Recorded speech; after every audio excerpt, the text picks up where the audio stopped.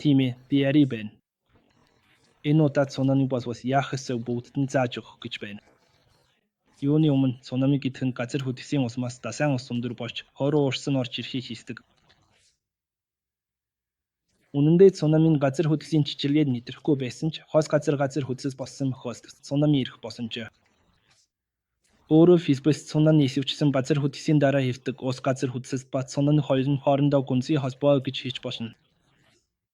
Тэгвэл цунамийн хурд өндөр нь ямар байтгал бош?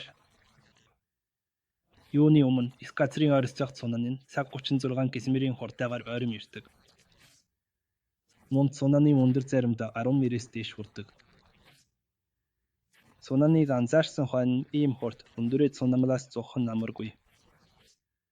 Цунамигаас зовхын ус холбоо өг энэ бүдийг суцгаая. Юуны өмнө цунами ирж байгаад мэдэгдэх тохиол босон анхааруулга гэж бий. Ерөнхийд нь 3 мөрсийн анхааруулга байдаг.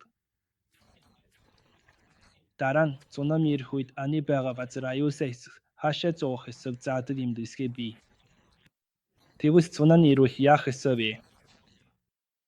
Цунами ирвэл юуны өмнө ингэж хөдөлсөөрэй. Цунами ирэхээс өмнө аны гар бас эсвэл их үзээр мэдээж хэрнэ. Мэдээж сэрмэгц даруй өндөр газар руу зугаарай.